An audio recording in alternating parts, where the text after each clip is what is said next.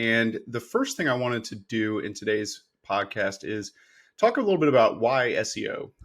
If you're listening to this, you're most likely interested. You may be doing some SEO for yourself. And I just wanted to kind of hammer that point home with just a little bit of background on why we focus on SEO so much at our agency and why most successful, highly successful law firms are going to have a strong SEO presence, or at least have a part of their marketing approach is going to involve search engine optimization. So for us, SEO is still the number one lead channel for all of our 85 plus law firms. The caveat that I will mention here is that we also focus on it the most. And so if we were a TikTok agency, then those numbers would certainly be different. But what we have found is that when there is an equivalent amount of money spent on advertising versus SEO investment, that SEO investment is by far and away the most productive with producing leads and also lowering the cost per acquisition of those leads. And there's some unique benefits that come along with SEO. The first one that I'll highlight is that you are actually creating an asset for your business as opposed to something that is really you're renting. And the analogy that I'm drawing here is difference or comparison I'm drawing is between SEO and advertising. And the analogy that I like to use a lot is that SEO is like creating your own farm versus advertising, which is like shopping at the market. You can probably read between the lines of what the differences are between these two, but just to kind of summarize, being able to go to a market, grab food off the shelves is great. There's big advantages to it, and you can do it immediately. You can get that instant gratification. Whereas when you are growing a garden or you have a farm, there's a lot more prep work, right? It's a longer time delay before you get that gratification. So you have to go through all those steps, like planting seed, watering it, yada, yada, yada, going down that whole list of things that need to happen.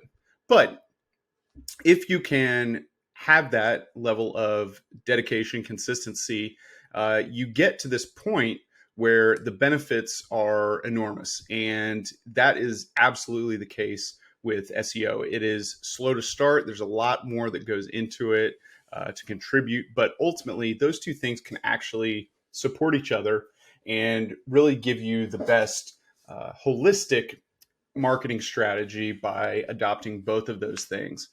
But by doing this and putting in that foundational work of writing content, building links, doing all the stuff that goes into a normal SEO campaign, you are building an asset that is going to help you for months, years down the road if you continue to give in those contributing factors that improve the vitality of the website, right? Improve the success of it by keeping content fresh, adding more, doing link building, all of those things.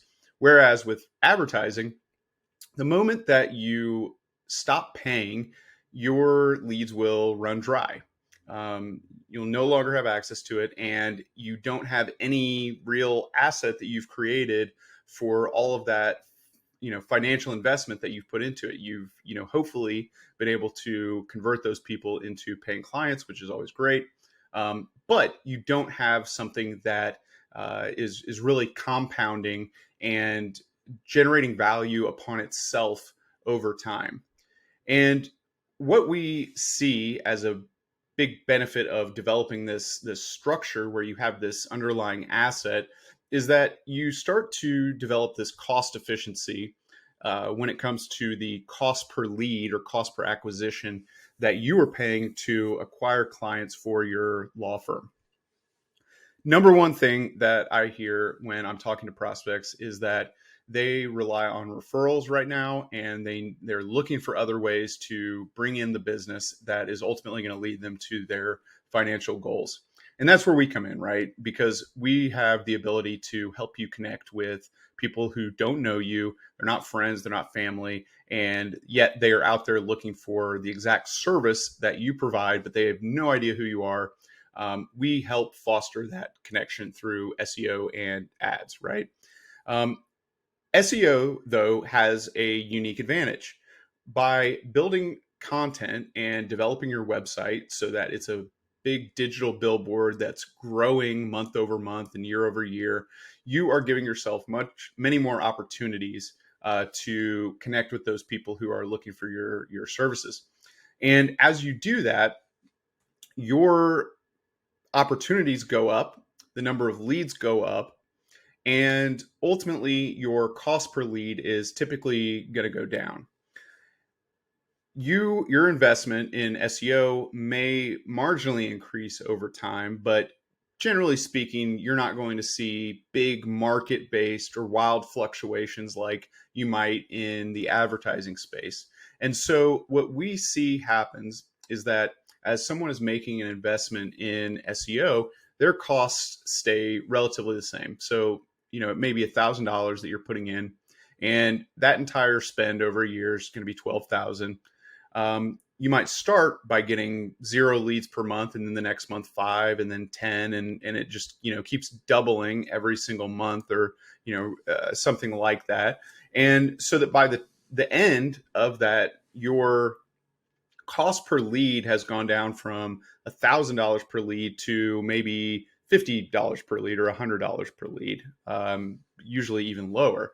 And especially as you get to that 6, 9, 12 month and beyond timeline, your cost per lead is going to consistently go down, because if you're doing it right, and that's a big caveat, right? If you have a good SEO company, or you're doing it yourself, doing it in a good way that's leading to those month over month results, then your cost per lead will ultimately go down.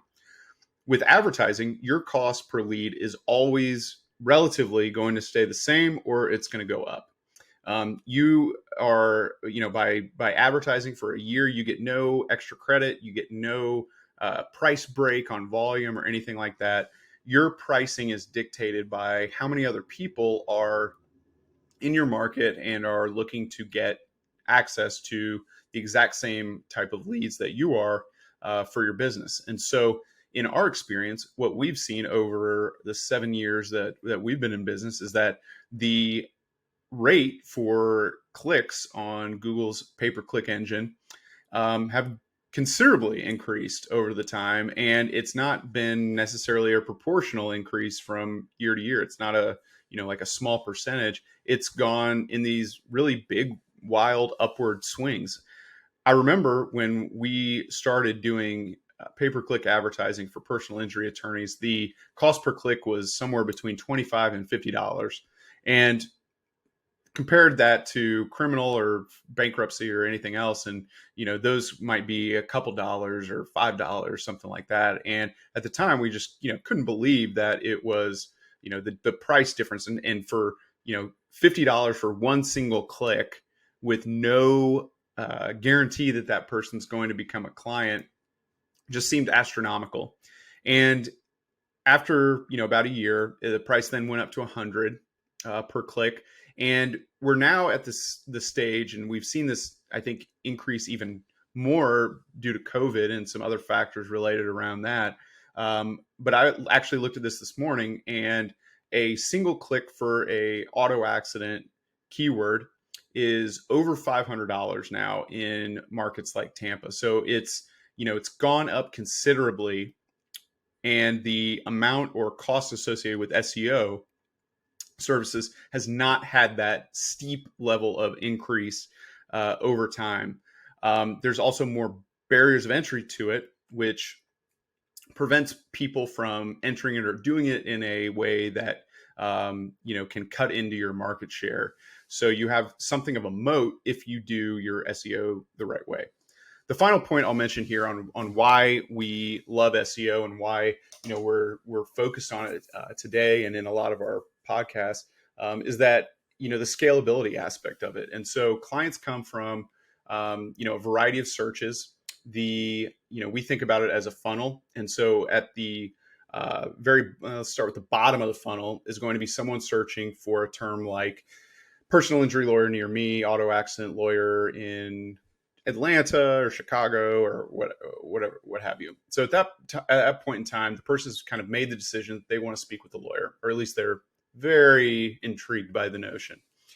At the top end of the funnel, you're going to have more educational keywords or informational keywords rather than actionable ones. And so that's going to be stuff like what are the penalties for a crime in Chicago, or what is the cost for hiring an attorney in my location.